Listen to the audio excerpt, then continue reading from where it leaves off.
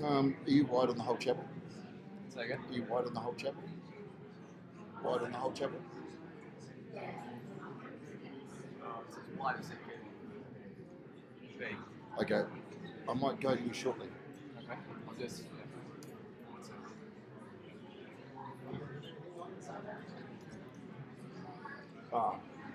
This car was getting serviced. It's only 2,000 over. I've got waiting for photos. I don't. What do you want to do? What is it? Make it a little bit better.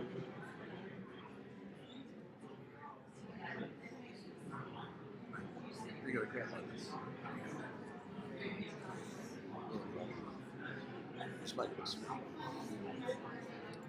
See the other colours. Especially that shadows from the outside coming, so that'll.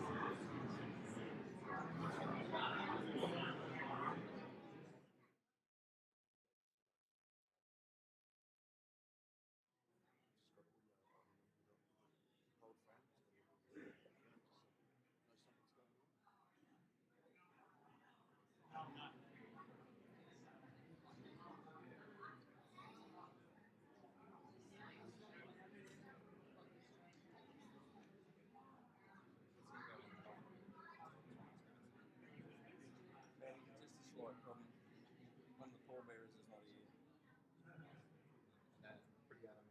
Got a Dubby? And so they asked me to wait 5 minutes. Actually, I just go to the. With the moment we're doing this, we might just go to the chapel. I'll leave it here, brother. It's your to mate. Yeah, there's a lot of that want to follow in. Oh, there's a musician. There is. Oh. Errol's playing. Oh. You didn't know? No. Errol's going to play as we go in. Okay. Can you go anywhere near the microphone? You can ask him to come over and be closer. Okay.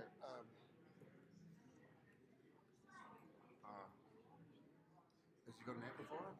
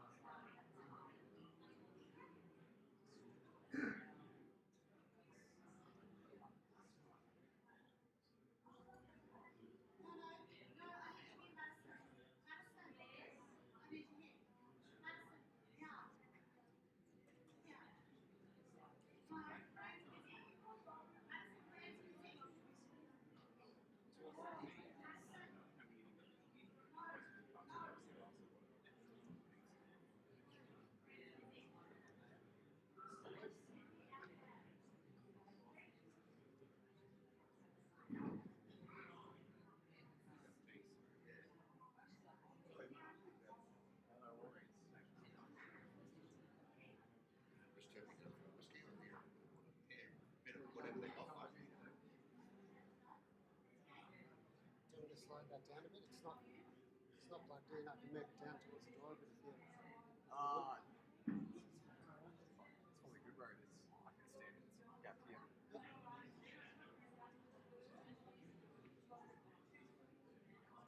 Is the guitar going before they come in? Yeah, he's going to do it. He's going to play while they're walking in, so I've asked him to stand near that microphone. That's your. That'll pick him up. Do you want me to start on him or on the coffin? Just a wide shot of the chapel. We might I think we might start now. Just a locked off shot so people know something's going on. Yeah, because we're waiting for a pallbearer. okay, going to maybe one stop here.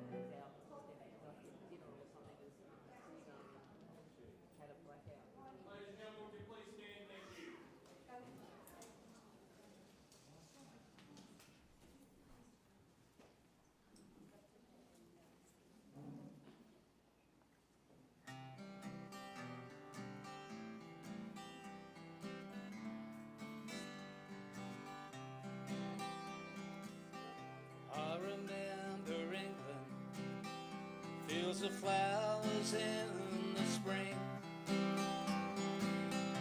warmth and the comfort that childhood memories bring.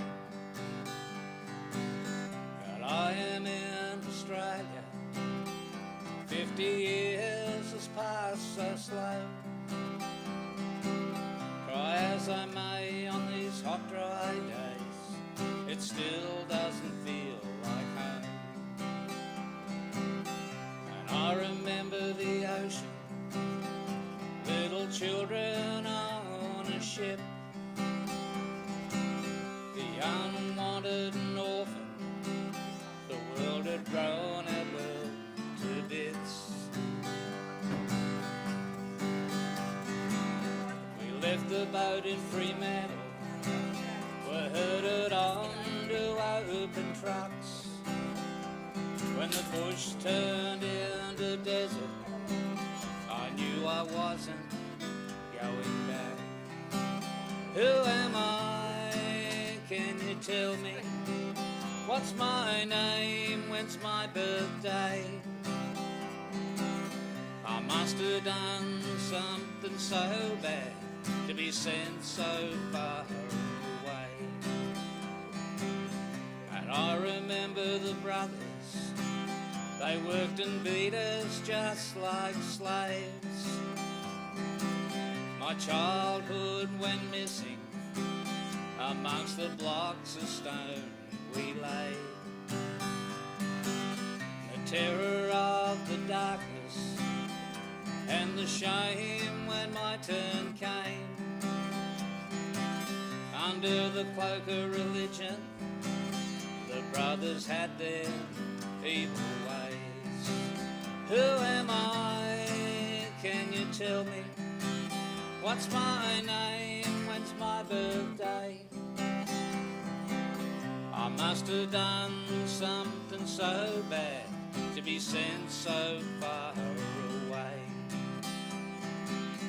And I remember an angel, a good woman, she saved my soul. But poor Frank and Jimmy couldn't carry on alone. I found I had a sister, but for my mother it was too late. I'll never know if she still loved the son she gave away. Who am I? Can you tell me? What's my name? When's my birthday? must have done something so wrong to be sent so far away. I remember England, but does she remember me?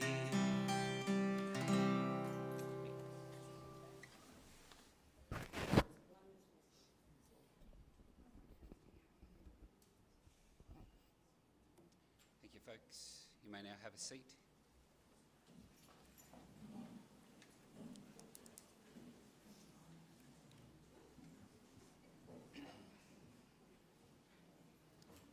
Friends and family, my name is David Fay, and it is my privilege to welcome you all here today on behalf of Mick's family as we have come to celebrate and to commemorate the life of Michael Snell, or Mick, as he was known to many of you.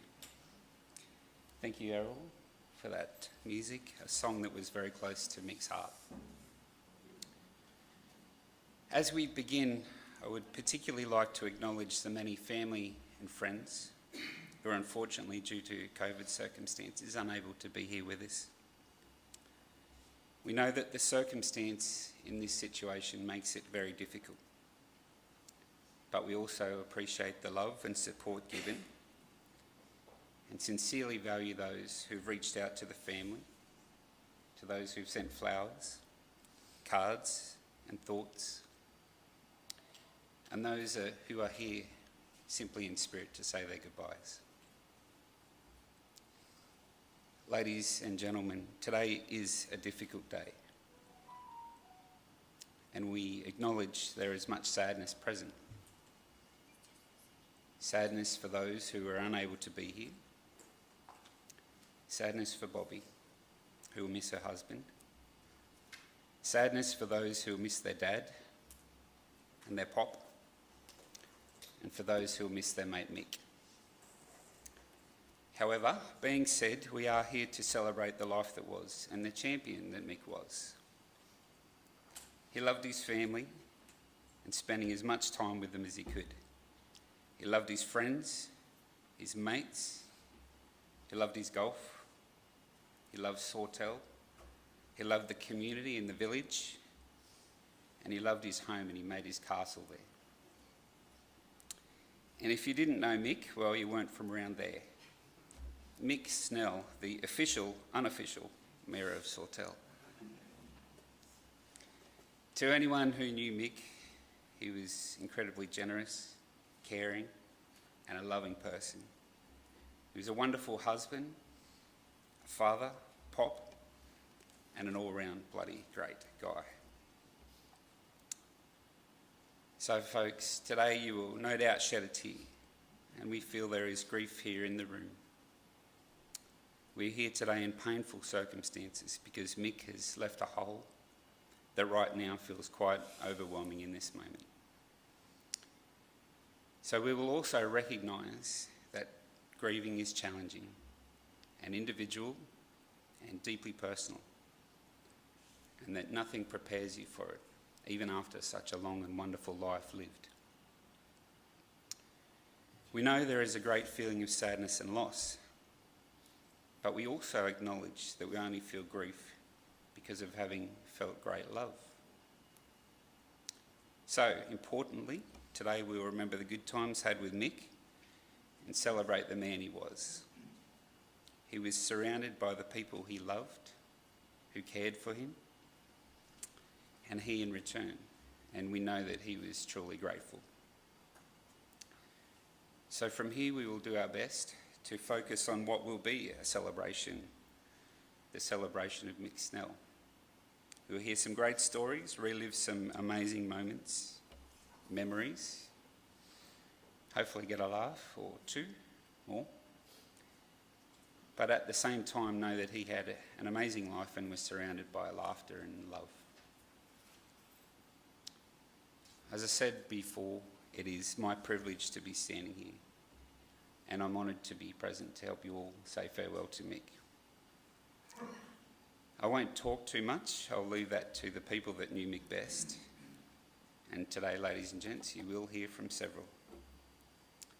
and I do believe that that in itself speaks volumes to the man that he was. I'd now like to invite Mick's son, Jason Snell, to please come forward and share with us the eulogy created by Jason for the family for his dad.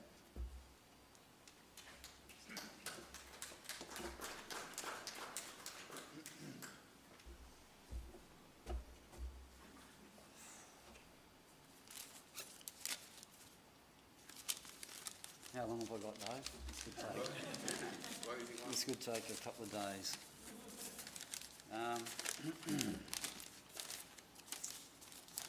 Well,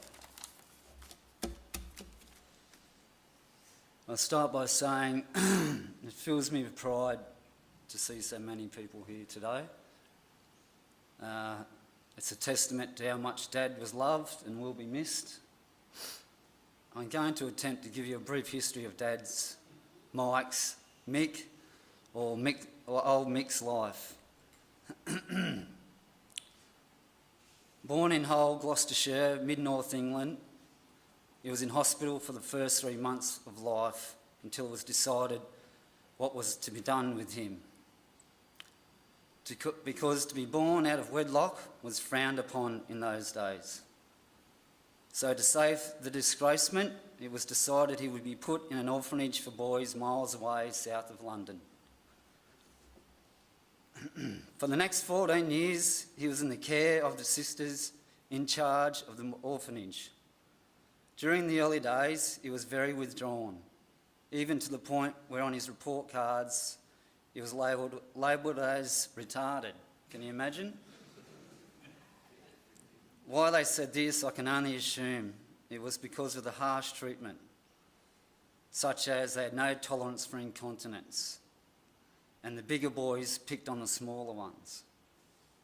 As the years went on, he progressed well. A sister took a liking to him and taught him how to read at 11 years old. 1950 came around and he went through a selection process to be picked to sail off to Australia for what he thought would be a better life. The land of milk and honey, they said. You and I know full well he would have had bullshitted his way through that. With this, a young Michael proceeded to write in a diary full of excitement about the adventure ahead. It consisted of the lead up to the leaving of his homeland and the 6-week journey on the SS Multan. This story can be found in the National Library of Australia in Canberra, to be handled wearing white gloves.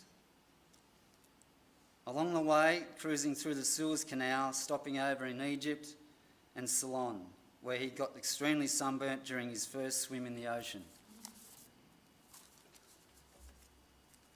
He gets off at the last port of call in Sydney, taken to Dalmar and Carlingford, home for boys. Whereupon he had to stand his ground against a new nemesis, the Aussie lads in the home.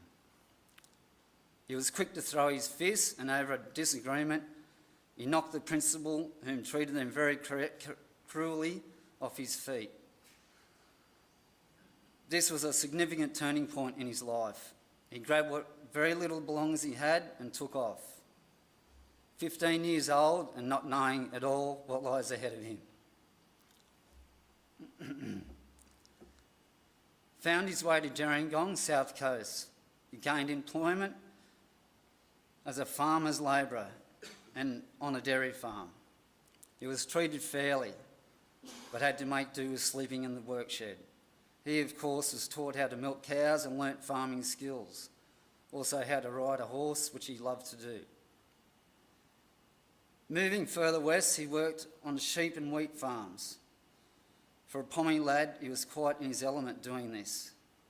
He made friends, he played for the local rugby league team, and tennis was the other game he enjoyed and quickly took to it easily.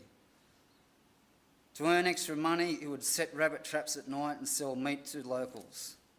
For the first time in his life, he managed to save some money, thinking that one day he could purchase a farm of his own. 4 years of hard toil but equally enjoyable times, an opportunity arose, leading him back to a new start in Sydney. In a local rag, he answered an ad for tram conductors out of Circular Quay. It was there he met his best mate, Donnie Mean. So he's 18, now knocking about with Donnie and working on the trams. When he learns of bare-knuckle fighting for money around the dockyards of Circular Quay. Donnie, as his right-hand man to take care of him, he thought he would try his luck. Anything to earn an extra quid. It also gives him a chance to let out a lot of anger and frustration. Can you imagine it? Can you picture it? The stench of tobacco smoke in the air, the dimly lit, dusty floor, and calls of, "Hit the pommy bastard." Little did they know the pommy bastard had had a hard life with no fear for the circumstance he found himself in, and carried a left hook that could finish most fights in a moment. Dad was boarding at Bobbie Donnelly's auntie and uncle's home, where her very close cousin Dawn lived. This is where he met the love of his life, and I believe the woman who saved his life. Now working upon transfer to Kingsgrove bus depot, after the trams had ceased to run anymore, and Bobbie still nursing at St Joseph's Auburn, they got engaged in 1956 and married in 1957. A few months after being married, they moved into their first home.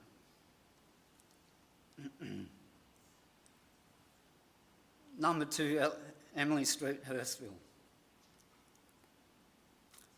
The first place he could really call home.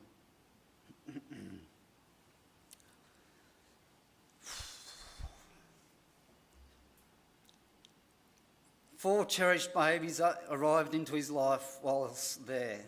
Kerry, John, Mark and Peter.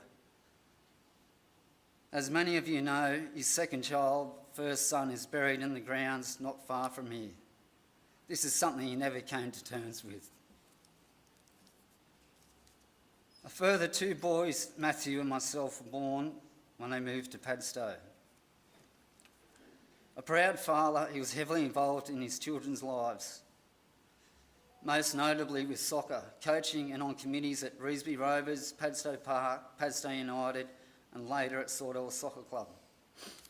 During these years he taught himself how to play golf and would later be very successful teaching kids how to play at Sawtell Golf Club.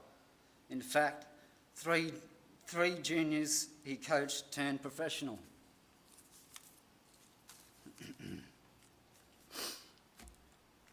Piling the kids into the Holden station wagon packed in like sardines, Dad would leave Sydney before the sun came up, heading for the North Coast for our family holidays. Sometimes there were even a few extra kids on board, such as the Bobbie boys. One of those memorable holidays, an accident happened to Dad that would change our lives forever. Being a keen fisherman, he jumped from the back of a garbage truck he was getting burley from for beach worms. He landed awkwardly and crushed 3 discs in his spine. He was 37. Typically in a great deal of pain, he refused to cut the holiday short, remaining prone for the duration of our stay to allow the older kids to continue to fish and swim. Whilst myself, barely 12 months old, he entertained me by letting me crawl all over him and around him, so Mum could keep her eye on the others.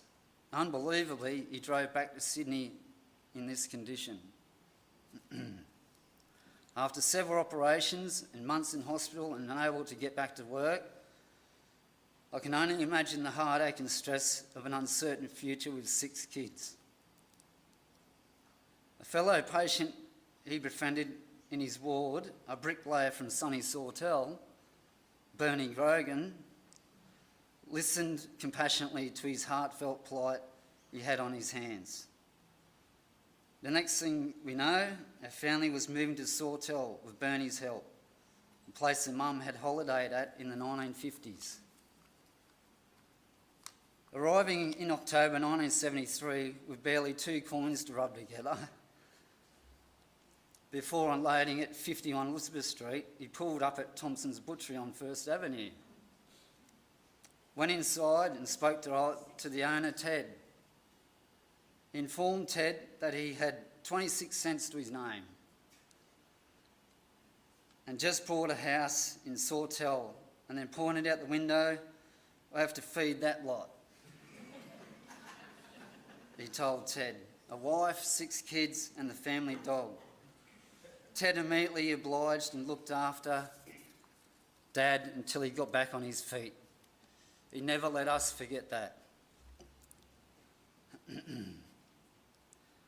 His friendships and love for Sawtell that his children grew up in was very strong and gave him a great sense of pride. Reflecting on the journey he'd been on, he found a place where he could enjoy the rest of his life. And that he did, as very many of us know. I could quite easily go into other stories, very colourful stories, but I won't.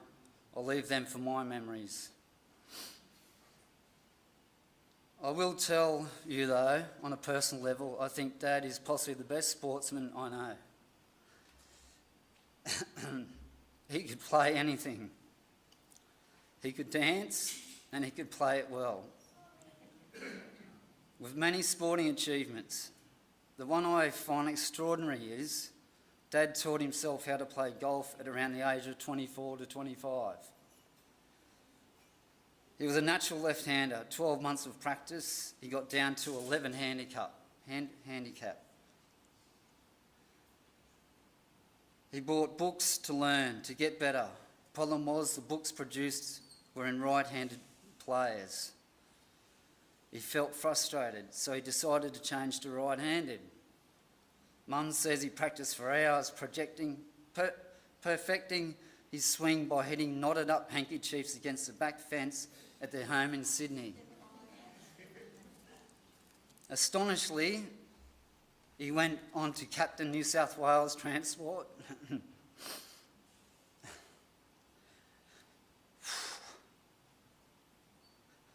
Against other states, and was offered a clubhouse pro contract in the Blue Mountains and to go on the Australian circuit. Also winning A-grade club championship at Kingsgrove in 1964, 65, 66, 69, 70 and 71. All this while playing right-handed on a handicap of 2. So I guess it worked.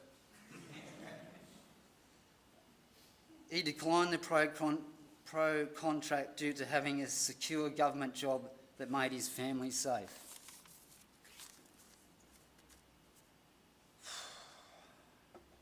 Last thing, I'm so proud that he found his family in England. Thanks to Matthew, tracking them down.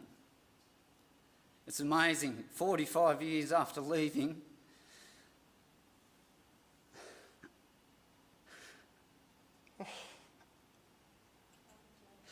he had contact with cousins, someone he could call family from his side. Also, he was so strong and a driving voice for the child migrants. He helped open the secret that was kept for so long. He got his chance after waiting patiently for so many years to give the politicians a great piece of his mind in England. He held the floor, dished up a serve that will never be forgotten. For those, and spoke for those who could not. So thank you for being here and listening. Dad loved a beer and sharing a story with family, mates, and with people from all walks of life. I look forward to sharing the same with you at his wake this afternoon. Thank you.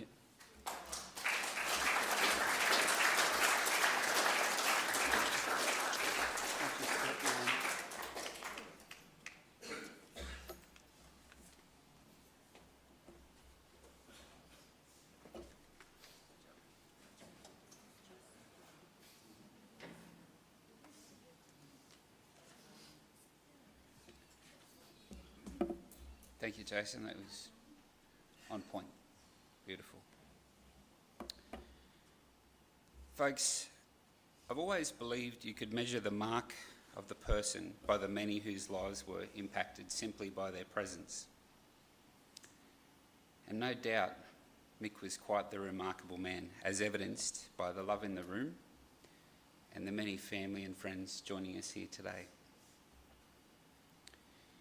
You will now hear several speakers, which I'll call up individually. Actually, you'll hear 10, which is half the number. Actually, a little bit less than half, a little bit more than half, which also speaks volume for the man that he was. So I'd like to begin with Mick's daughter, Kerry Porter.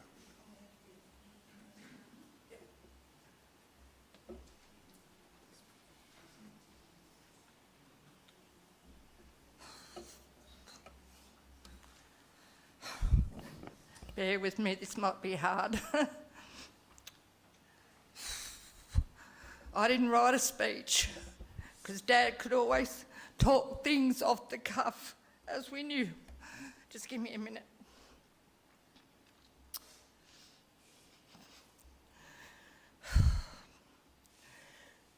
I was really pleased to see Jason get up here and say what he did. Very good memory for someone that was a baby. But I will fill in a couple of gaps. When Dad arrived in Sawtell, mine won't be in order, but as I think of it, when Dad arrived in Sawtell with all of us and had to go to the butcher, we didn't go straight to the house. We couldn't get into the house yet. We actually went to Bernie Grogan's home. And we stayed there until we could go into the house. In the meantime, I was nearly 13, I think. I was. In the meantime, I was getting anxious because I wanted to show Dad the house. So with me, Dad, Mum stayed with Matthew and Jason at the house at Bernie Grogan's, and the rest of us, and I said, Dad, I know the way, and this is from Tormina, mine. I know the way, so we started to walk. That's before I got arthritis, by the way. Anyway, we started to walk, and in those days, Tormina didn't have a shopping centre, whoever remembers. It was just flat ground. There was nothing built there. The link road wasn't there. It was just all bush. And so we're walking along, and somehow we ended up in the bush on the link road side. No road, no nothing, it was just all bush.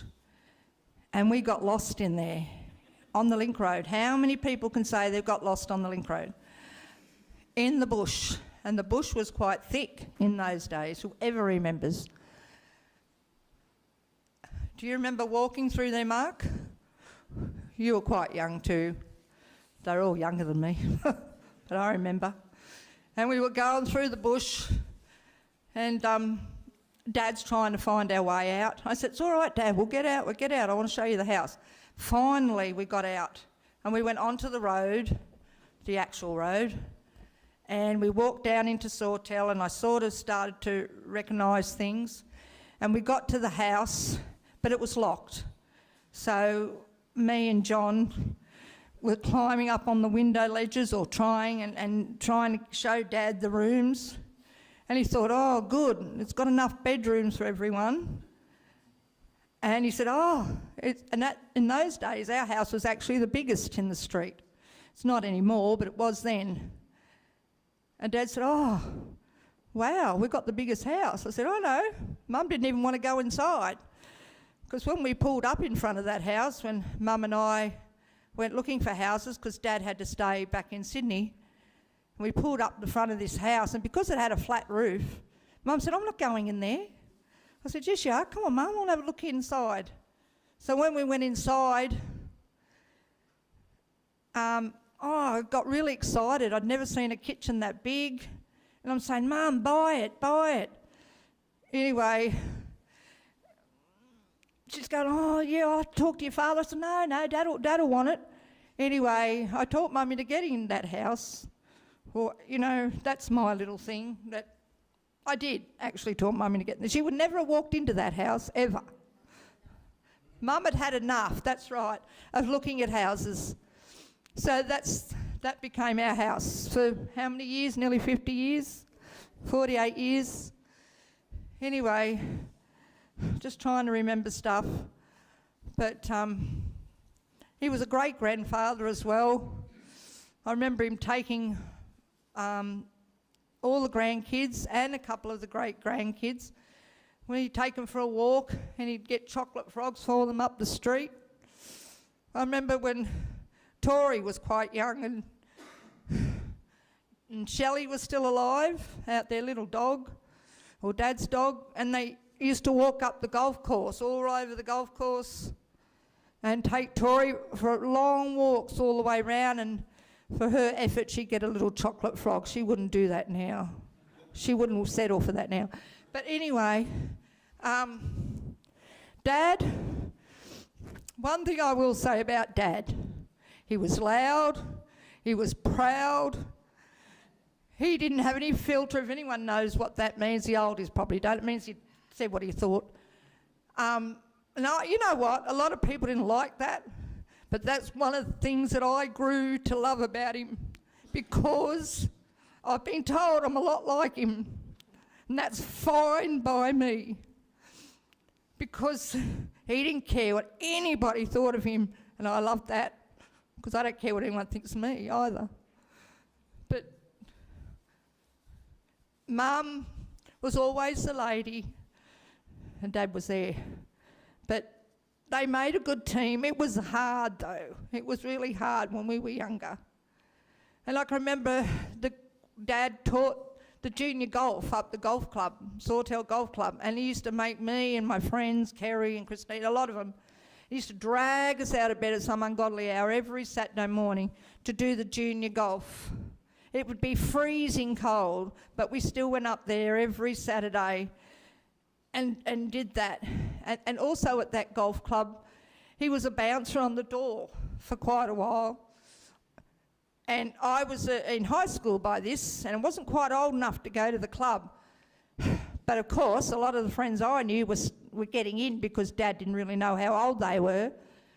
And my friend Kerry and I thought that was a bit not right. So we got behind Dad and we were telling him who were the ones of age and who weren't. We weren't very popular for that, but you know, I don't care. But, you know, he used to love to stir Mum up and get a bite out of her. And I often encouraged it and she hated it. And I know Mum used to tell him to shh all the time. But I'd say, Mum, he's fine. I said, I'm loud too, don't leave him alone. But he's had a wonderful, colourful life. I wish he was still here. Especially now, since I finally, Ken, my husband, got our backyard full of buffalo grass. Dad loves buffalo grass, always did. And I can remember as a little girl watching him dig up the yard and getting runners, buffalo runners, and planting them in the yard. And I'd watch him, and then we moved to Sawtell and he did the same again. And when Ken and I finally got a house and Ken had cleared all the yard because we're on 1/4 of an acre, he was going to put this crap seed in the yard. I said, no, Dad would be disgusted. You have to, didn't he? You have to put the runners in. And now we have the most beautiful, perfect backyard. And I always wanted Dad to see it, but of course he won't get to see it now. I know that mightn't mean much to anyone, but it means a lot to me. I can remember a lot. I remember the golf club used to have concerts up there, end of year concerts and stuff like that. And Dad would do anything for a laugh. And this particular time, they were doing a show about Swan Lake. But Dad decided that Swan Lake was dead, so he put on a black tutu with an armband, and they did Black Swan Lake. It was one of the funniest things I ever saw. It was amazing. He was always very much for an underdog, even in sport, anything that he did. Look, there's so many stories, I can't remember them all, but I won't hold you up. But he was to me, I've always loved him. I don't care that he was loud or said things he shouldn't have said, but that was him, and that's what I liked. And he was a great grandfather. He was a pretty rough father, but he was a great grandfather. But when I say he was a rough father, he was still looked after us. That was probably the wrong word. But as a grandfather, as my grandkids can attest, and Mark's grandkids and Matthew's kids can attest, and my great-grandchildren, they saw the most soft side to Dad. And that's what I'll take away with me today. Thank you.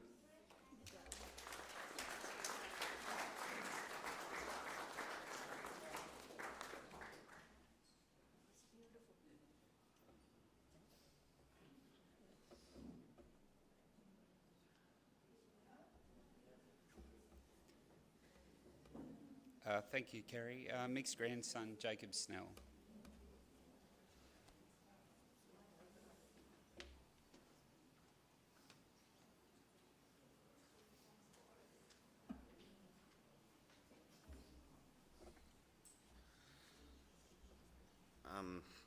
I don't really want to look at anyone at the moment, otherwise I won't be able to really talk, but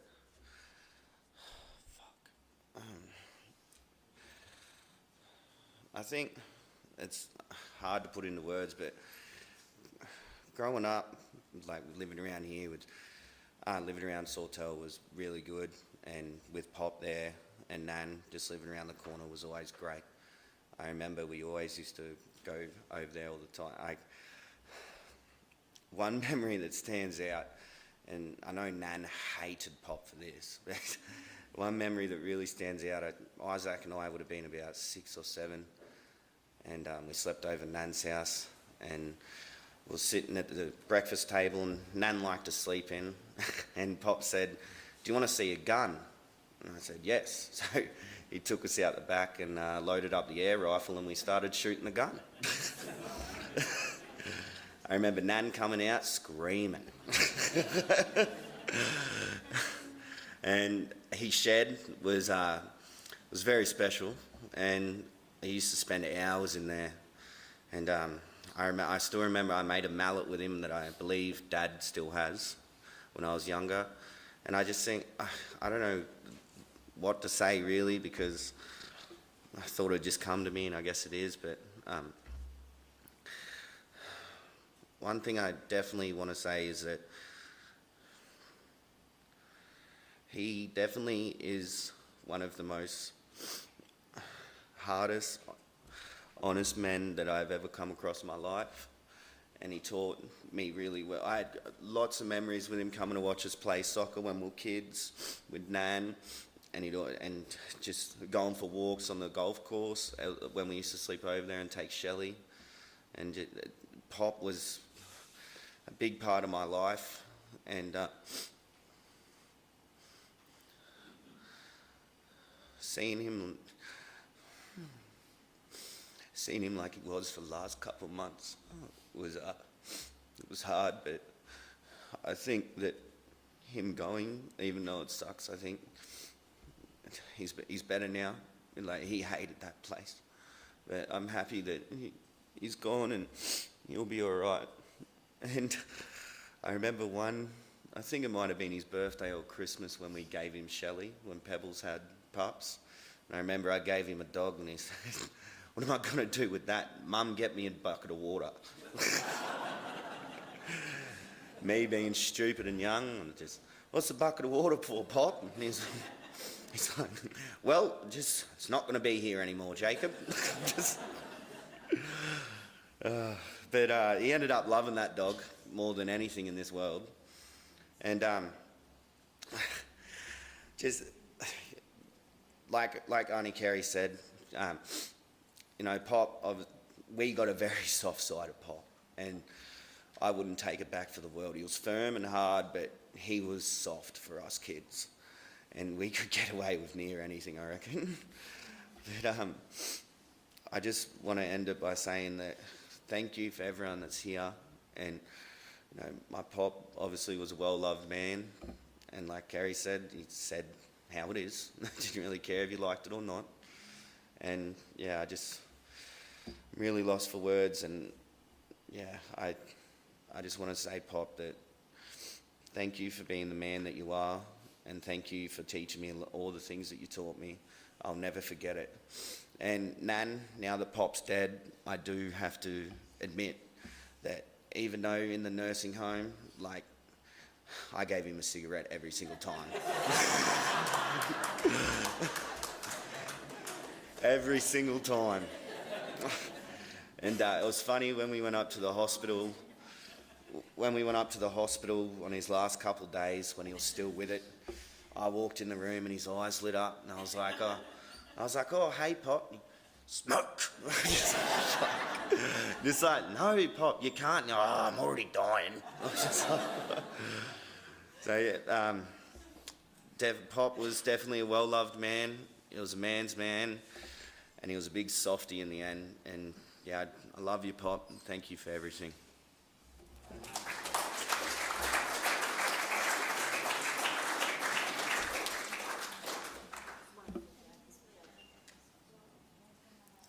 Debbie and Melinda Mann.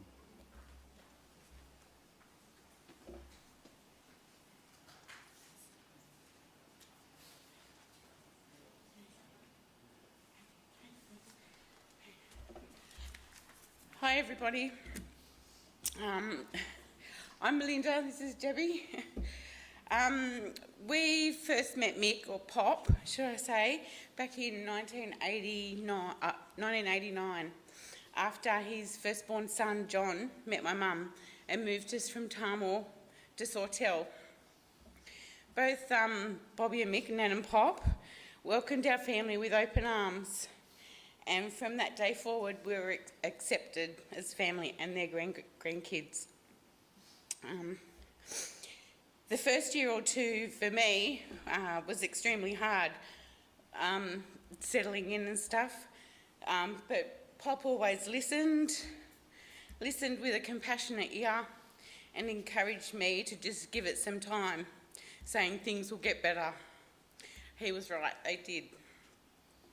A memory at one Christmas when we were living in Baronia Street in Sawtell, John Boy had brought home what seemed like an endless supply of oysters, and to my disappointment, they were unopened. But Pop sat there with me and patiently teaching me how to shuck an oyster. He opened 5, I think, to my 1. I took great pleasure in eating them, and Pop didn't mind at all. That was good. That was really fond memory, and I was grateful for the lesson.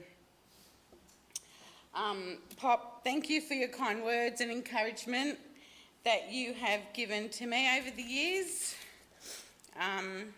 You had been through so much as a child and a young man, but still continued to smile and laugh and look on the bright side of life. Your strength and love for your family did not go unnoticed. To Nan, Kerry, Mark, Matthew, Peter, sorry you can't be here today, and Jason, to his grandchildren, great-grandchildren and extended family, we share with you our deepest condolences. Reunited with his beloved son John, may he rest in peace. Thank you. Deb? And I would like to say I had the joy of cutting Pop's hair for many years and his beard. And I must say my first beard trim was John's beard. That was quite frightening. But Pop was funny because every time I went around there to cut his hair and his beard, Nana'd be sitting there going, shorter. He'd roll his eyes and I said, I've got to do what the boss says. And he just let me do it. So I give thanks and my heart's open to the whole family. We love you lots.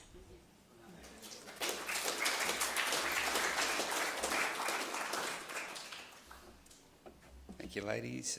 John Simpson.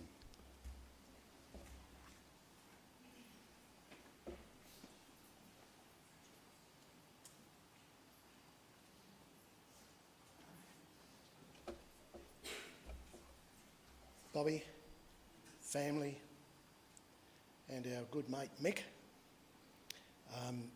It gives me a great deal of pleasure to pay tribute to Mick and to Bobbie and to the family. And I guess we have met Mick, and we were just round the corner from the Grogans, where we still are 48 years later, so next March. So we go back that long. And I guess the connection has to be with the round ball. And I'm sorry, Terry, sometimes the odd ball gets into it, which you and I love, but the round ball. So one of the interesting occasions that I recall, which probably fits the narrative of everyone here today who is affected by the round ball, is we were in the medication bar at the Lion's Den in between games. And Mick said to me, and if he didn't call you something like Simo, he called you Johnny. So Johnny was the name. And he said, Johnny, he said, I can't understand why you and Jan are sitting in the Coffs United stand. Rodney plays for Sawtell. How is that so? And I said, well, Mick, it's a long story. I'll keep it short. But Mick, and Bobbie remembers this because she's berated Glenda for a long while. Why aren't you playing for Sawtell, she'd say. Correct? Yes. Is that at a particular stage, Glenda and another lass had been selected to play representative football, and to enable them to play at the national titles, they had to play 3 games prior to the actual tournament. So, and at the time, Glenda, Rodney, Matt, half the people here played for Boambie or were dual registered to play also for Sawtell. Neil, you remember Boambie. So, this particular year, Boambie girls started out registered and whatnot, but weren't able to form a team. So Mick, I have to explain to you that in order for Glenda to represent, which she was called upon, that she'll have to go to another club. Anyway, she was naturally, because her brother played for Sawtell, she was invited to come back and play for Sawtell, probably before you came back, Kieran. So, and when she actually discharged her duties, and like Pele, she was playing left back at the Nationals in Queensland. And we went up there and we got flogged, Northern New South Wales. I also played left back for Northern New South Wales Football Federation. I'm not a player, as Steve Rattray knows, union player. And so off we go to the national titles up in Aspley in Queensland, so as to speak. And I'll have to say that we're very proud that she scored the only 2 goals of the tournament, and one was a left foot and she's right-footed. So we used to say to her brother, you're going to have to lift your game, mate. So, so I said to him, so following that, she was without a club. And there were a couple of girls like Sandy Loader and a few of them who were playing for Sawtell at the time. They were invited to go and play for Coffs United. So Glenda then was playing temporarily for Coffs United for 10 years. So I said, Mick, that's why we sit in the Coffs United stand when the girls' game's on. When the boys' game's on, Scorpions, we go to the Scorpion stand. And we always had a seat kept for us. So that was one of the interesting things that I think Mick never come to grips with that one. He always felt he should be playing for Sawtell. The other thing I remember is that we're at, I said to Mick, interesting incident happened the other day. We were at training at Bobbie Fields there, and we were leaving, and here's Matt sitting out with his kit bag out the side. He's coaching a under-7, under-8 team at the time. Didn't have his licence and whatnot. He was still in his mid-teens and whatnot. So we pull up and say, Matt, are you right? He said, well, actually somebody's supposed to be picking me up here, and I don't know which brother it was, or I won't mention names. So I took him home. Anyway, when he arrived home, the next day was shopping day, and I ran into Bobbie and she said, thank you for taking Matt home. And Mick found out about it, and he wanted to know why the heck that Matt didn't get picked up. In those days, I don't know whether we had the link road at the time, but somebody might have gone a different way home. But they were 2 instances that come to my mind, and when the netball fields were being constructed at Tormina, and the lights were going up, I can remember sitting down with Mick, having a cup of coffee in between the job, and Mick was sitting back there with a cigarette and whatnot sort of thing. Never picked up anything. Jack Moffat said, Mick, come on, you've got to get it. No, mate, I've got you know my back, what have you. And he was directing traffic, which he was always known to do. So we then go into the netball fields in Coffs, because Coffs then, back in those days, the netball was played more or less in the one area, and putting up lights and whatnot sort of thing. And so, come on, Mick, we're taking you in. No, mate, no. He said, that's the only round ball I don't get too involved in. So, thank you, ladies and gentlemen. Rest in peace, Mick.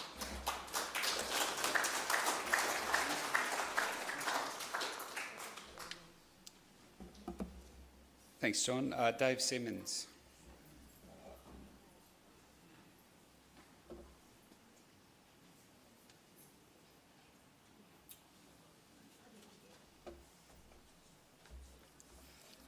Just like to say I'm privileged to be here to speak today. On behalf of the family and Bobbie, I'd like to extend my condolences. I've got a few memories of Mick. I started working at Opal Cove in a maintenance crew, and I ended up meeting up with Mark, who was working there painting one day.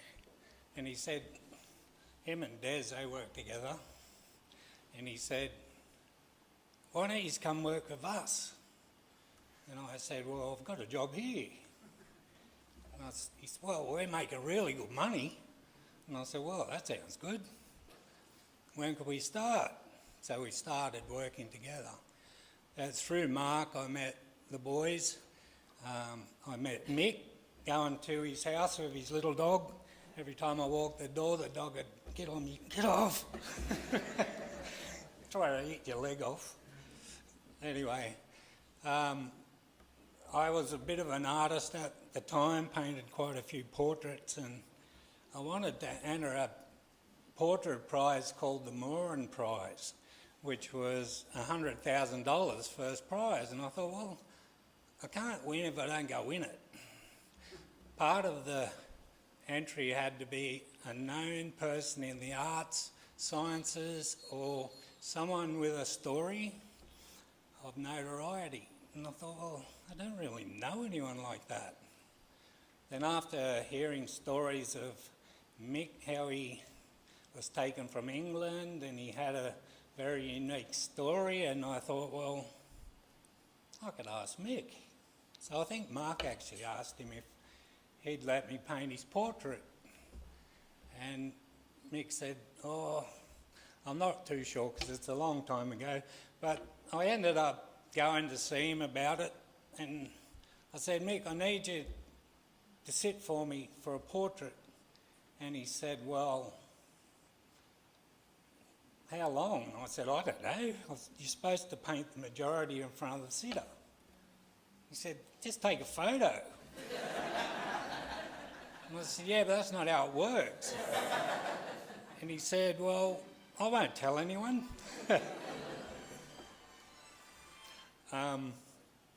So anyway, I ended up out at his house with a camera, and I said, righto, we'll get a photo and then we can start from there. So I said, where do you want to take this? He said, my shed. I've got to go to my shed. That's where I do everything. And that's like my little men's den. So we went to his shed and he sat there. He did a few poses. And he did look, I didn't want him to smile. He didn't want to smile anyway. But it was a bit of a shock to him, I think, that I'd asked him. And I explained to him why I needed somebody who had a unique story, and I couldn't think of anyone else who had a story as unique as Mick. Now, he told me a few things over the years that he was going to be interviewed for different things, and his story was being written out, and it was in the National Library. There's also a recording of him they made that I'd listened to, and over the years, Mick and Bobbie, I did a bit of painting at their house, and Mick was always on for a chat. You want a cup of tea? What about some biscuits, some sayos? No, I'm good, Mick. Anyway, I've got to get on with it. You're paying me, I've got to do the job. And he'd always be on, oh, just before you start back, I'll just tell you this story. And he had a library with books and pictures that he used to refer to from when he was young and from England and different orphanages that he'd been to, and tell me the stories about them. Anyway, I got this portrait. I thought I'd go in this portrait prize and see how we go. And I said to Mick, if I do any good, I'll share it with you. It's $100,000. And he said, righto, that'd be good. So I did the portrait. It took me about a year and a half because I had 2 years to get it done. It was every biannual.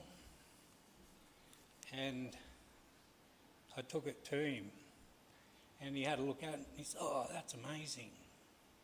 And I said, well, we're going to put it in this portrait show and see how we go. Well, he just happened to see on television after the portrait show had been drawn, or judging done, and we didn't do any good. There's like 500 entries and they chose 50. He was so disappointed. He saw the winner on the news. And I went back, I collected the painting. I actually got a photo here of it. And when I brought it back, because we did no good, because I said, you can have that painting if it doesn't do any good, Mick. Oh, are you sure? I said, well, what am I going to do with it? I could hang on my wall. So I got him back for not wanting to sit for me. I don't want to be looking at you all day. And here's a picture. I took it to him and I presented it to him. I said, here you go, mate. I said, but before I go, can I just get a photo of you with your painting? And he sat in the backyard. I got the camera out and I took a photo. But this is Mick holding himself.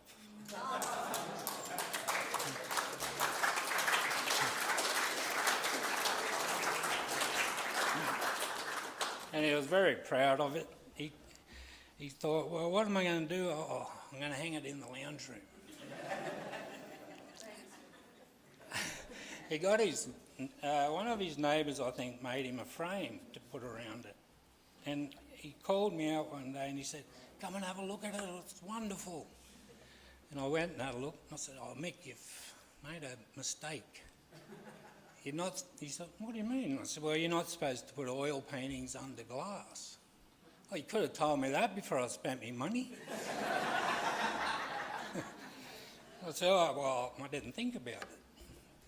Anyway, he got the painting, he ended up taking the glass off, and Bobbie said, he said, "Where can I hang this?" "In the lounge room." "And what did you tell him, Bobbie?" I said, "No." And Bobbie told him where he could hang it. In the toilet. Yeah, needless to say, that was never going to happen. So he put it in his little library there where all his books were. But that's a fond memory of Mick, apart from he loved to have a chat. He loved me to come around visit him. I probably should have done it more often, but I never got there.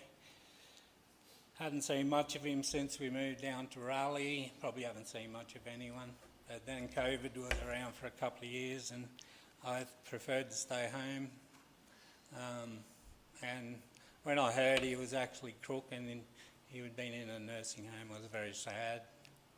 And Mick was a great mate, as all the family. And yeah, that's just a little memory I have of Mick with his portrait. And I believe Mark put dibs in for it. Mark's booked it. That was about 2 minutes after Mick got it. Yeah, so yeah, we all come together to farewell Mick, and it's great to see so many people here. Thank you.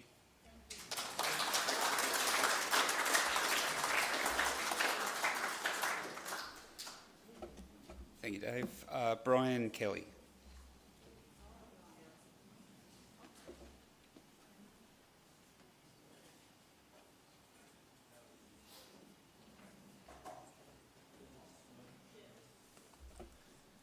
Hello all. My name is Brian Kelly. I'm here representing the Kelly family. My brother Michael is here and my wife Kate. And listening online will be my brother Peter and sister Alicia in Darwin, and my mum, hopefully is watching live. She's been sending me random calls through my phone before I told one of the nurses to take the phone off her. And also my brother James and my sister Frances. Listen, looking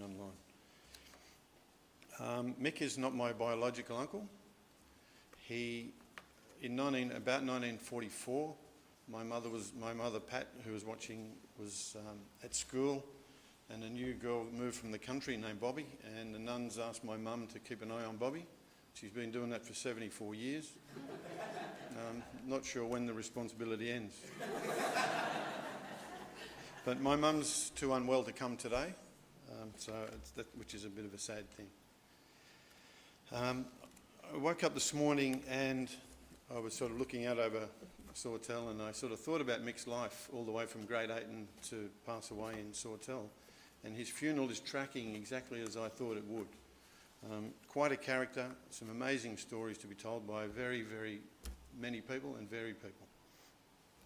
My brother Michael and I and Mark were talking outside earlier, and the truth of the matter is most of the stories I have about Mick I can't tell here.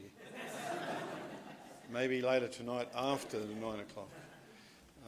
Some really, we'll talk about those later. But I had the good fortune recently of spending an afternoon with Mick at the nursing home about 2 weeks ago. And he took me on a very detailed bus ride from Drummoyne through to Rockdale in Sydney. And he was amazing, his details of where he stopped and what he was doing. And he was talking about going through Railway Square and down Broadway. And he still had his mind, even though he had those memories. As I walked in the room unannounced, he just said, "Here comes a Kelly." And he proceeded to tell me the story that my brother Michael told me that I had to tell today. He said, "It's the only story that really he wanted to tell, so I'll tell it against myself." Taking up on Kerry's point and Jacob's point, Mick was very much a man's man, and he would say and do exactly as he wanted. And I got married about 30 years ago, and we had a wedding in a Girl Guides camp, and there were 2 dormitories, one for each family. And Mick and my father-in-law were proceeding to sing Jerusalem at 2 a.m, playing the piano, and they were keeping everybody awake. And they'd been playing all night because Mick knew all of the songs from the orphanage, and my father-in-law knew them. And my mother-in-law had had enough of this. All of her family and friends and relatives were being kept awake. And she walked out, which was her want, and would say, she said to my father-in-law, "Victor, go to bed." And you can imagine Mick's response. He's in full flight of Blake's Jerusalem. He just said, "I'll let him go to bed if you make it worth his while when he gets there." And I wasn't there here. I left a little bit early. I could hear the singing from where I was. Anyway, I woke up in the morning and my mother-in-law was there looking stern at me. She said, "Your uncle and I had some words last night, Brian." And so anyway, since then, the 30 years, as I was leaving for Sawtell for a holiday, I'd say to my mother-in-law, "Just going to see my Uncle Mick." She said, "Send my regards." And as I left, Mick would say, "Mention me to your mother-in-law."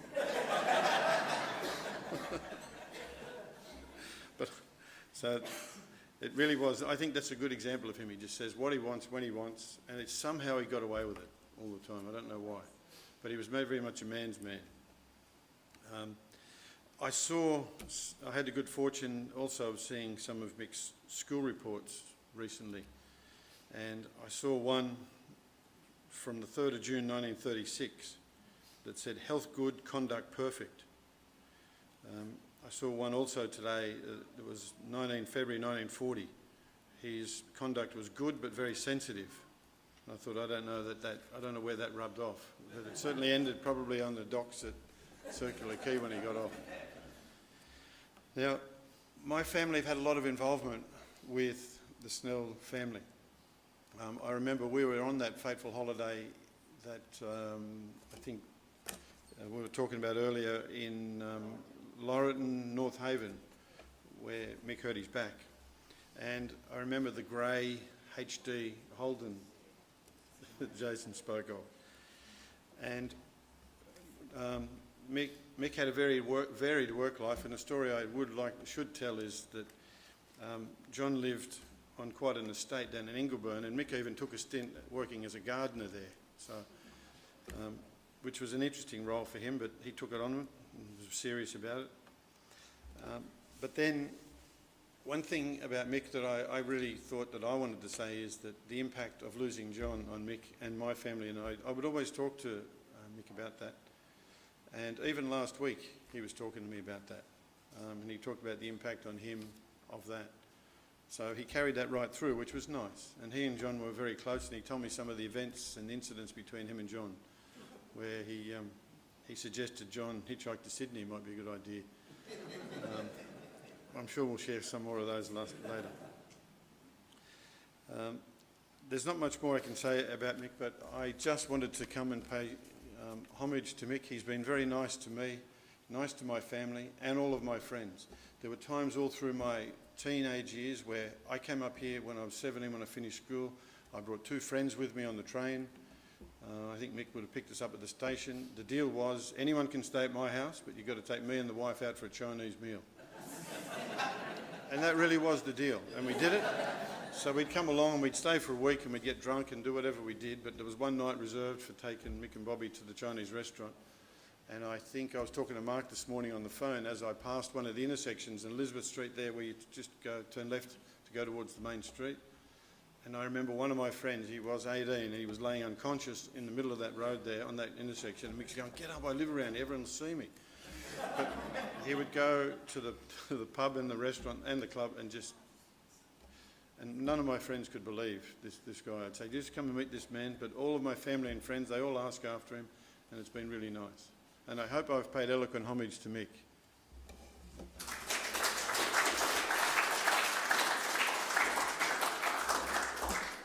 Thank you, Brian. Bob Harris.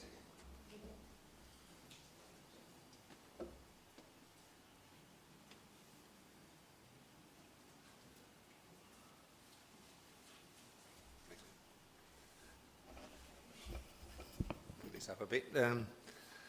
Firstly, thank you to the Snell family for the opportunity to just tell you one or two quick stories about Mick. We're all going to miss him, and we've heard a lot about him, and we're learning a lot about him all the time, particularly here. Mick was an incredible person, he really was, and I can see why so many people are so fond of him. The story I would like to tell you about was I met Mick beginning of the 80s when I was playing for Sawtell. And he must have picked up the accent, you know, he obviously liked that. But he was from Hull, not Hull. And Mick was quite interested in football or soccer, and Peter, his son, was playing in the team. Peter was a real young fellow then. And the one thing about Mick is he'd always tell you how you went. And he wouldn't, there was no halfway with Mick, you know. You had a crap game, you know, or you played all right, you know. But I got to learn pretty quick that Mick was very astute, and he's a marvellous communicator with people. He made a fantastic teacher, not in the formal sense, but he was a great teacher of communication and a really good teacher of people. And I thought, you know, Mick was a bit of a hand here, and he said, "But you're all right." He said, "You're all right. You're not that good at football. You're not that good," which we all sort of know. And he said, I said, "Yeah, but you play golf a bit, Mick, do you? Would you give me a lesson?" And he said, "Oh, yeah, all right. I'll play 9 holes with you." I thought, this is it. Great. This is what we need. And I was new to golf, so we went round with Mick, and we played at Sawtell. And the last hole of the front 9, some of you may know it, is par 4, which you're meant to get it in 4.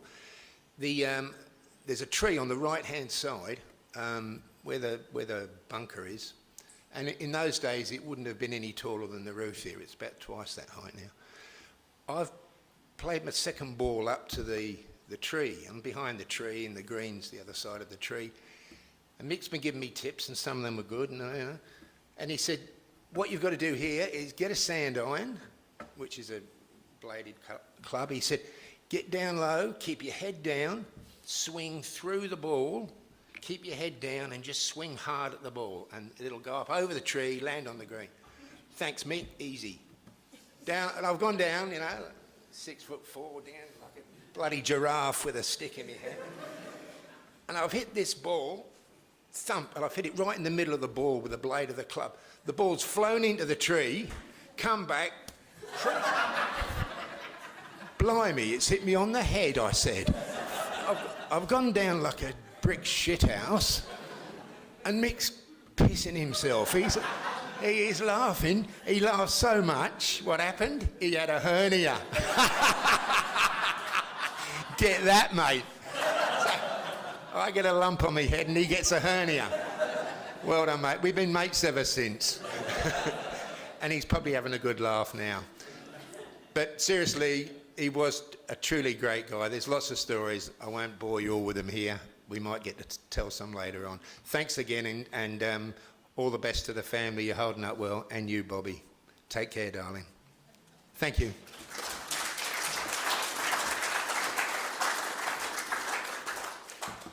Just adjust this. Brett Harris.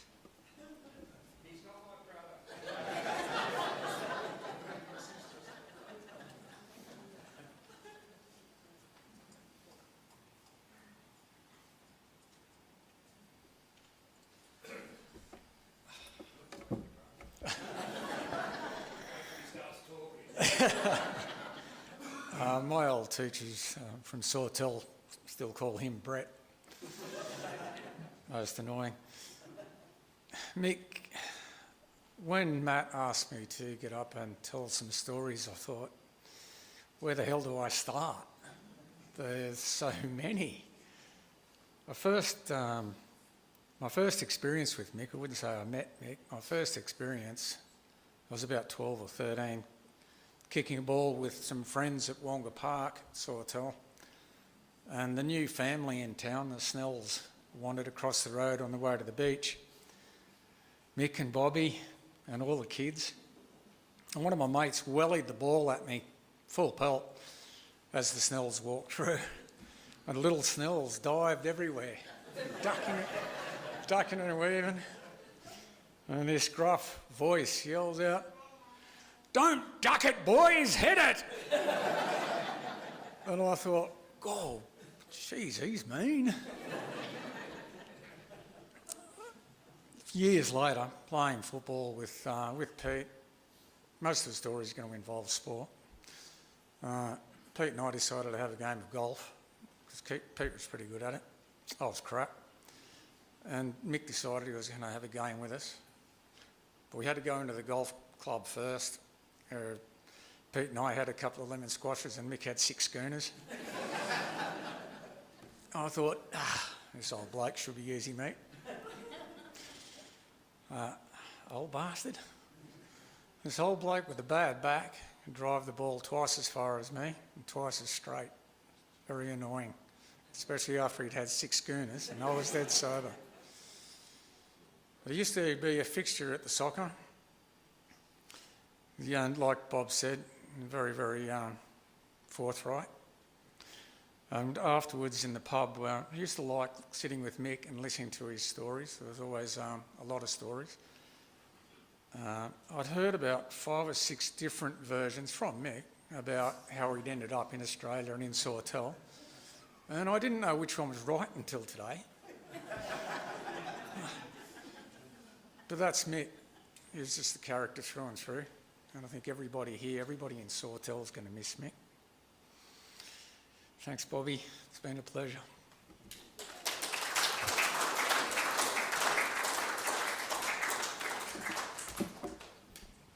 Margaret and Keith Hunt.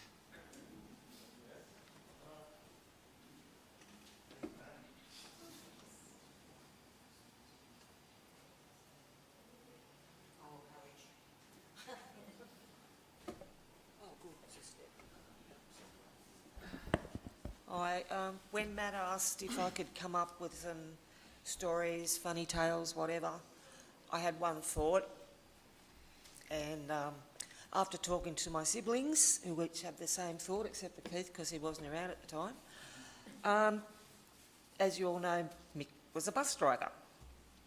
And us the Hunt clan was living in the house that he was boarding at in Richmond Street at Earlwood, so he knew it well. And he used to drive the 472 bus up Caroline Street past Richmond Street, slow down to have a look if he didn't see us at the bus stop, crawl to the bus stop and wait for us running down the street. And then we'd get on the bus, because in those days it wasn't free, give him the 6pence and he'd give us a wink, give the 6pence back as change and the ticket. And we loved it because we got money to spend at the tuck shop, and Mum never knew. It was our little secret, and yeah, that's one thing that really sticks with you, even though, I was the eldest, so I probably remembered it better, but Christine is 4 years younger and she still remembers it, so it's one of those things that was pure Mick. And because our families are so close, obviously, this is like losing a dad. Yeah. And I can't talk anymore. You're good, mate. Where's Matthew? Thanks, brother. Total fear of speaking in public.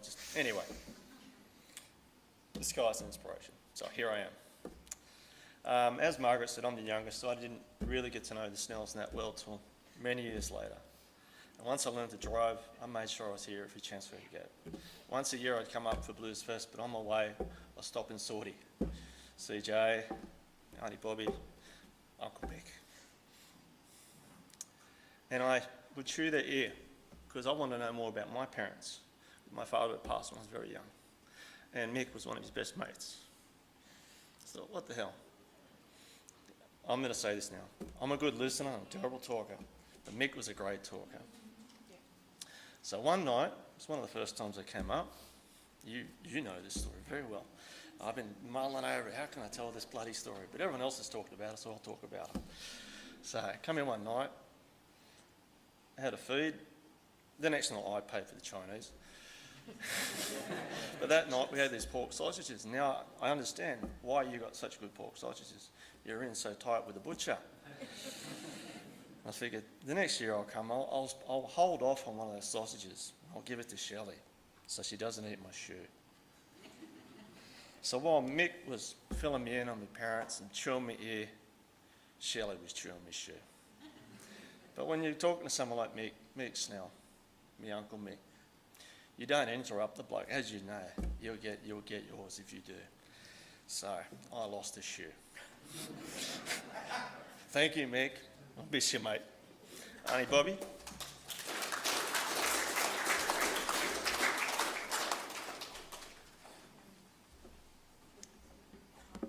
And Jimmy Phillips, please.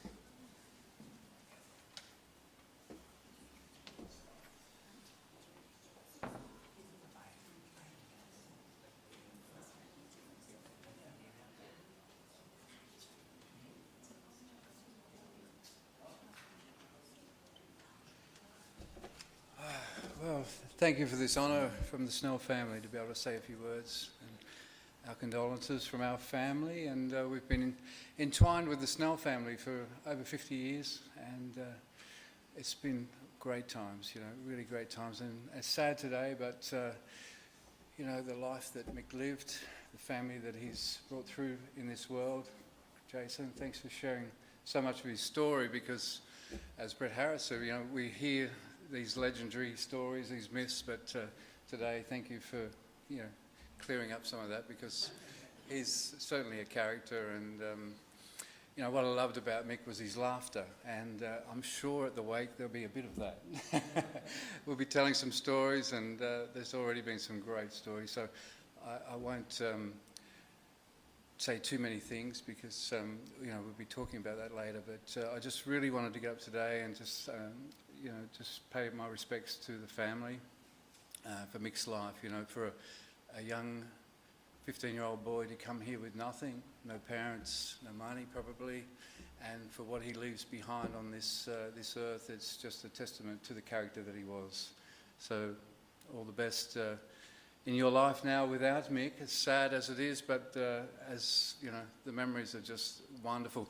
And I've got a mate out there who's got a really funny story, because I want to get him up here. Rob, can you come up here and tell us about Mick? Because we've heard all these sports stories, and Rob's just got a classic story. Because as you know, Mick was such a straight shooter, and Rob's going to tell you about Mick and this situation one day at the pub, of course, and that's where all the beer was flowing, and the stories were funny, and the laughter began. So, Rob, come and share that story, mate. Yeah, well, it was at the pub actually, and it was after a game at Tormina. I think we played at against, I think Kempsey, I think it was. It was early days, and Mick was on the committee who judges man of the match, and sort of was like a 3-2-1 system, and so there was, I think, 3 or 4 in the committee, and they would all go around and say to Mick, you know, who was your man of the match? And this one afternoon he come up to Mick, and he tells me this story every time I go, and when I used to go and see Mick, always talking about soccer after a few beers. He says, you know, Scots, this is what happened this night. He'd go, and we'd, I think, I'm not sure who it was one of the committee come over to Mick, and he says, oh, who was your man of the match, Mick? And he goes, oh, yeah, young Scarts was man of the match for sure. And the guy goes, oh, really? Like, Scarts, he didn't do much. He didn't do much running. He hardly touched the ball all game. And he goes, and then Mick's gone, well, what was the score, mate? Oh, mate. And he goes, 2-1 to Sawtell. And he goes, yeah, and then Mick goes, and who scored 2 goals? He goes, oh, Scarts. He said, well, that's my man of the match, mate.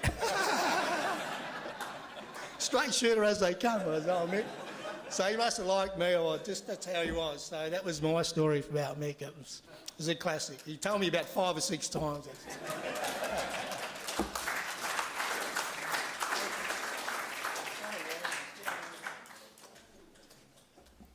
Thank you, gents. Folks, if you now cast your eyes towards the screen, you will see some video links from Amelia and Grace, sent with love from England, and one final one from Jack Thompson.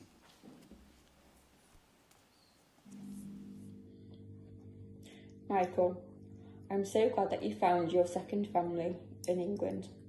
I think my first memory of Michael will be back when I was a little girl. Michael and Bobbie stayed with my grandma Carolyn in Great Ayton. I remember sitting in my grandma's garden with all of the family, my Auntie Steph, my Auntie Janet, my cousins Charlotte, Grace, my brother Tom, my mum and dad, were just sitting outside in the sunshine. I remember we were gifted with a soft toy, like a little koala bear toy, which we both have to this day. In 2017, I took a year out to travel Australia, in which I was supposed to be staying with Michael and Bobbie for 1 week, which ended up turning into nearly 4 months. So much longer than intended. Much longer than intended. And within that time, of course, I really, really did get to know the family ever so well. Lots of precious memories really were made. I ended up working for Matthew for his business, for Simply Conveyancing. Each morning, Michael would get up and sit with me whilst I had my early morning coffee and breakfast, and he would see me off to work each morning. Without fail, he would be up waiting for me. If I was ever a minute late, he'd be ready to come in and knock at the door and get me up as well. So many amazing memories of Michael. Michael, you will be greatly missed by so many, and you will forever have a special place in my heart. I feel so lucky to have got to know Michael and Bobbie and have some lovely cherished memories of the times that they came over here to England.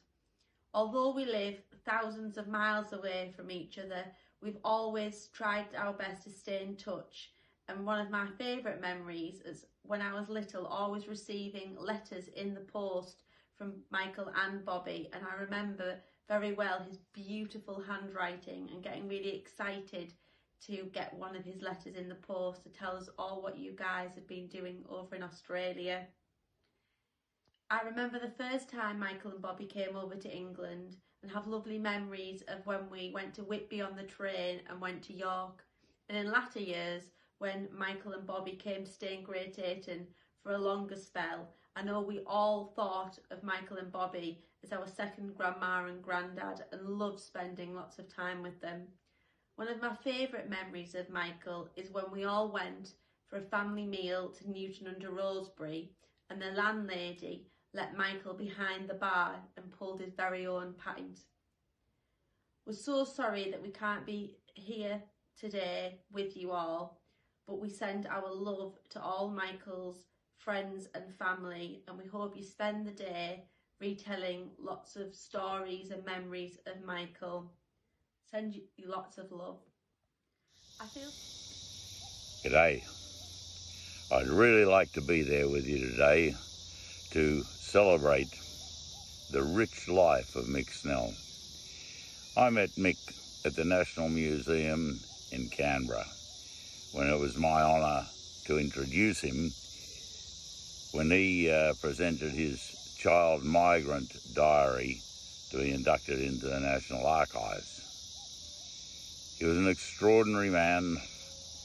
He served his community and he served his fellow child migrants in the most important way. He was a wonderful advocate for them. I'd love to be with you. My health won't let me. Vale Mick. Good on you, mate.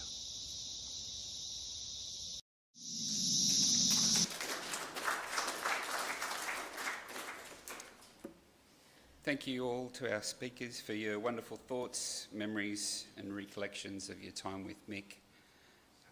As I mentioned, we got that number down from 26. So there's a lot to say about him, folks, and now you're about to see it.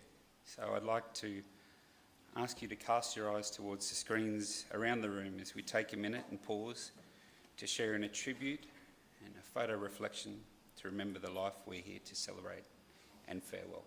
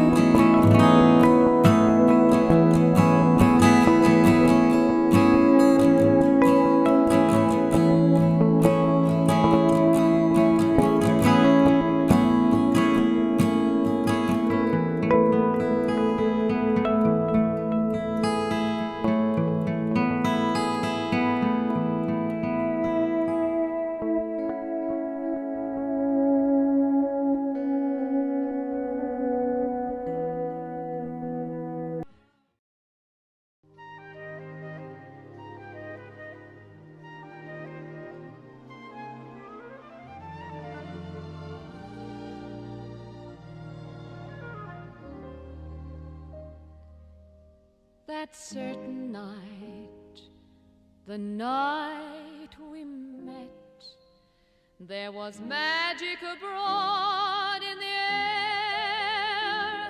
There were angels dining at the Ritz, and a nightingale sang in Berkeley Square. I may be right, I may be wrong, but I'm perfectly willing to swear that when you turned and smiled at me, a nightingale sang in Berkeley Square.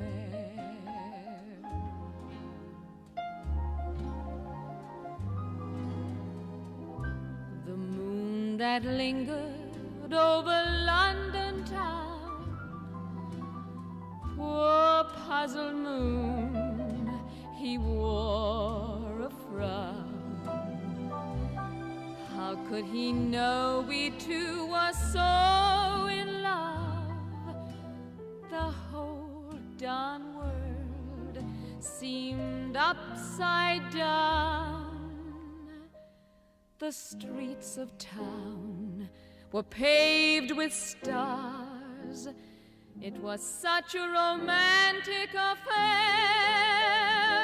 And as we kissed and said goodnight, a nightingale sang in Berkeley Square.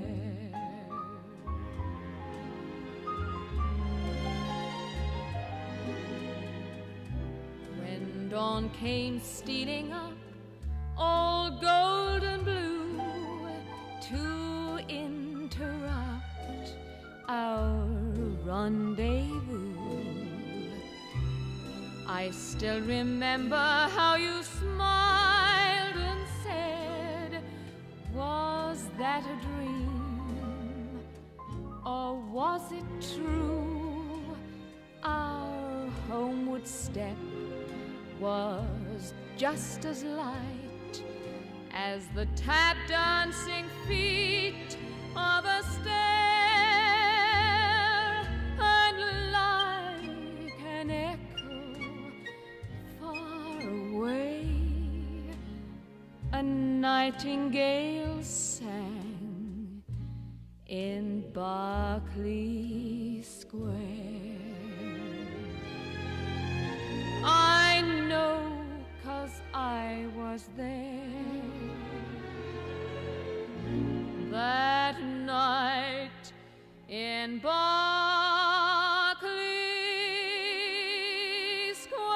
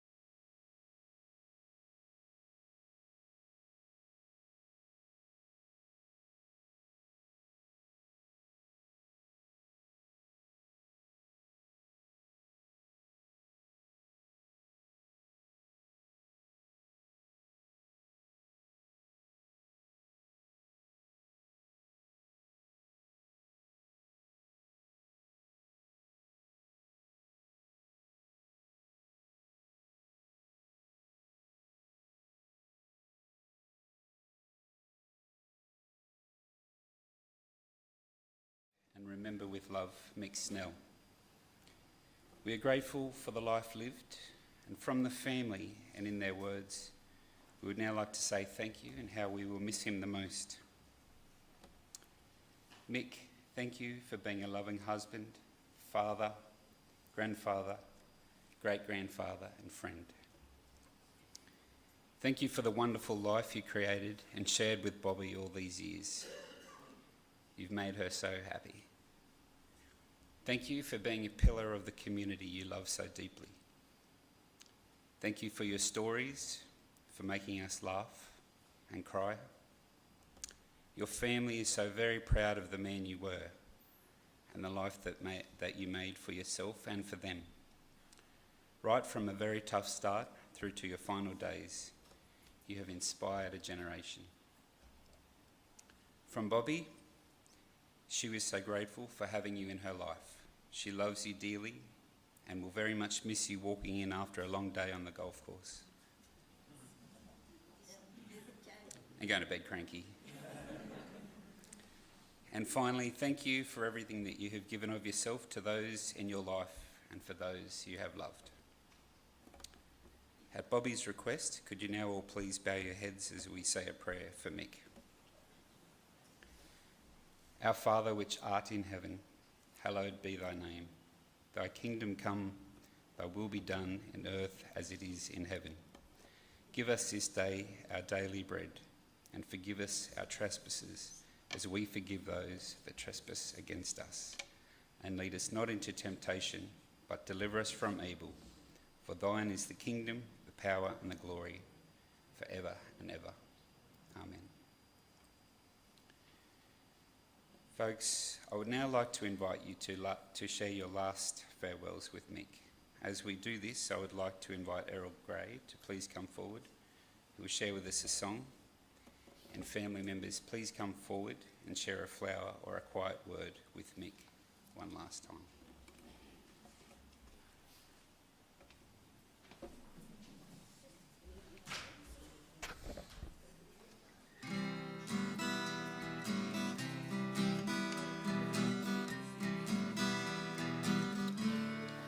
Hey, true blue,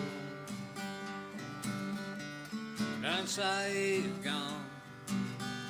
Say you've knocked up for a smoke out, and you'll be back. Oh, he's got me out, Mick.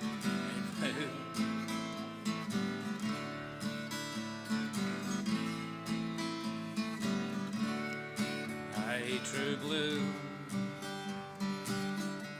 is your heart still there? Did they slice us up like sponge cake? Do you really care? Hey, true blue.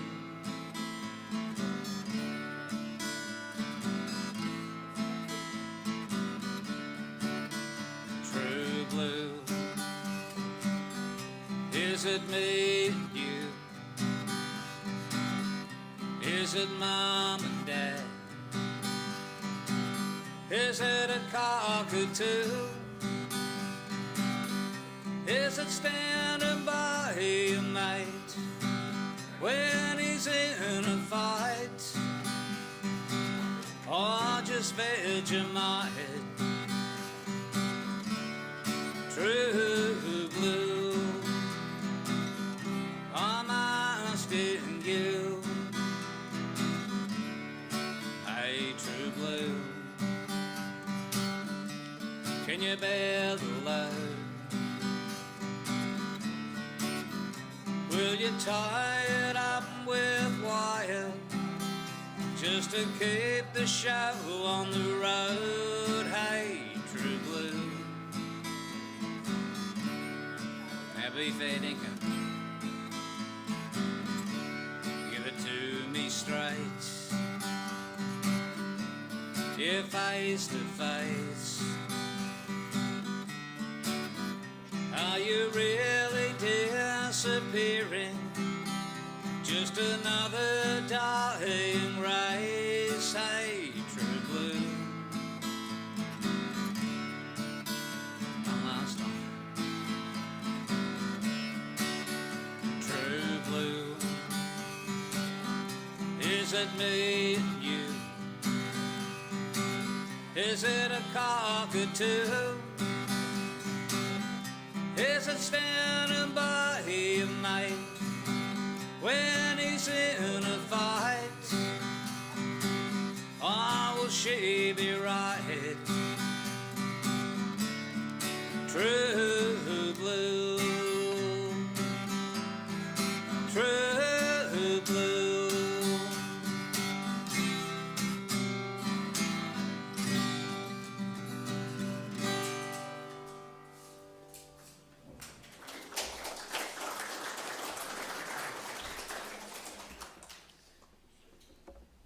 Thank you, Errol. Spot on. Ladies and gents, to everyone who has joined us here today to say farewell to Mick, we thank you. And friends and family are warmly invited to the Sawtell RSL Club at 5 o'clock this evening in the Princess Room for some beers, some good storytelling, and to share in new memories of Mick. Friends and family, As we have come to say goodbye, now we must say goodbye. Or goodbye for now. I invite you all to have your last conversation with Mick until you see each other again, and to send him on his way with your love and with your thoughts.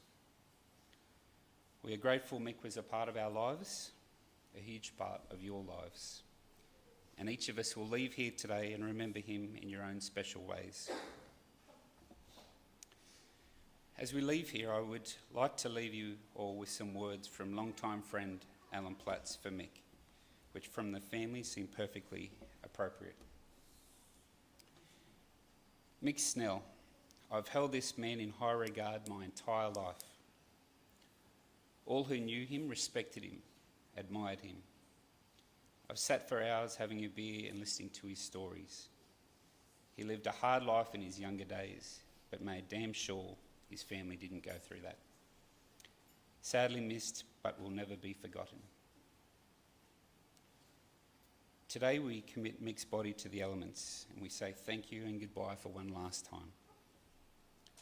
Ladies and gentlemen, would you please be upstanding? Michael Ed Snell.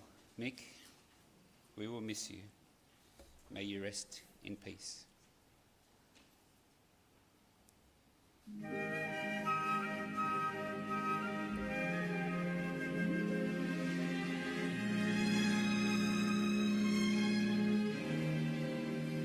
There'll be bluebirds over the white cliffs of Dover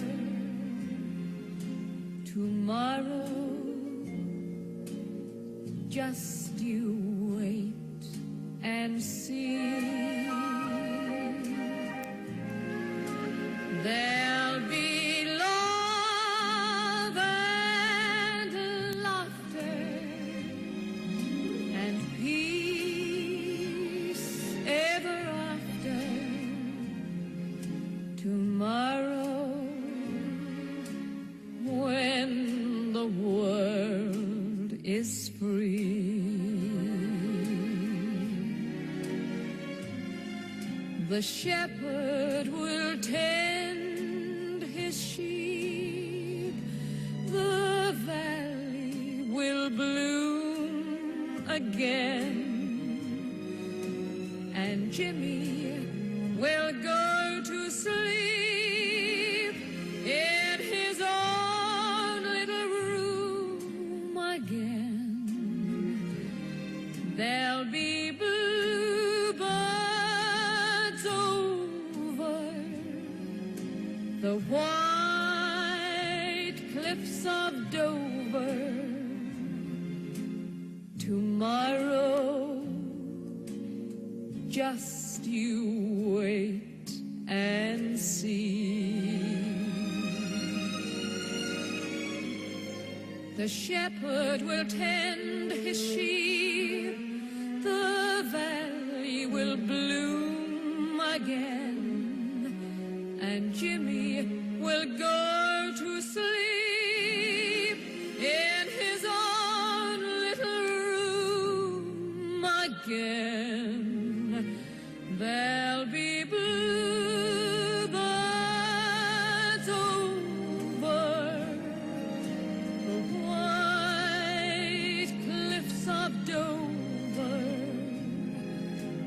tomorrow.